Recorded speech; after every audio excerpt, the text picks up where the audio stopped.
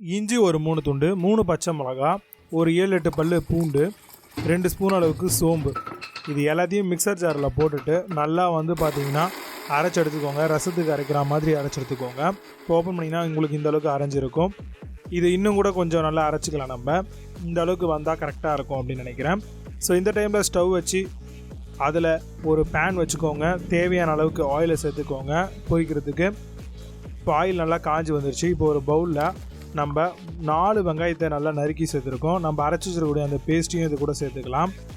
1/2 spoon அளவுக்கு தனி மிளகாய்த்தூள், தேவையான அளவுக்கு உப்பு, இது கூடவே பெருங்காயத்தூள் ஒரு 1/2 ஸ்பூன், கருவேப்பிலை, காஞ்ச கருவேப்பிலையாக இருந்தாலும் சரி, பச்சை கருவேப்பிலையாக இருந்தாலும் சரி, அது ஒரு 2 கொத்து போட்டுக்கோங்க.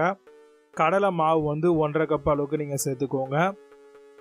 இதில் கொதிச்சுட்டு இருக்கக்கூடிய எண்ணெயை வந்து பார்த்திங்கன்னா ஒரு 2 டேபிள் ஸ்பூன் அளவுக்கு சேர்த்துக்கோங்க. இப்போ நல்லா பெசரி விட்டுருங்க.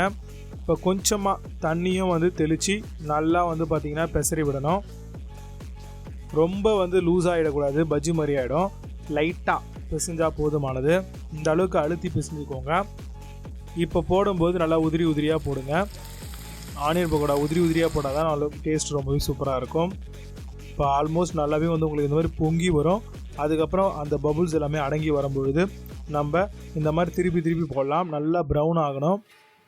ப்ரௌன் ஆனதுக்கப்புறம் கொஞ்சம் கொஞ்சமாக பக்கோடாவை வந்து பார்த்திங்க அப்படின்னா நல்லா திருப்பிட்டு நல்லா வெங்காயம்லாம் கிறிஸ்பியாகவே தெரியும். நமக்கு கிறிஸ்பியாக இருக்கும்போது நல்லாவே உங்களுக்கு சூப்பராக தெரியும். இந்த டைமில் வந்து பார்த்திங்கன்னா நீங்கள் அதை எண்ணெய் எல்லாத்தையும் ட்ரைன் பண்ணிவிட்டு டிஷ்யூ போட்ட ஷீட்டில் வந்து பார்த்திங்கன்னா இந்த பக்கோடாஸ் எல்லாத்தையுமே வந்து போட்டுக்கோங்க. கம்ப்ளீட்டாக வந்து ஃபுல்லாக போட்டுருங்க.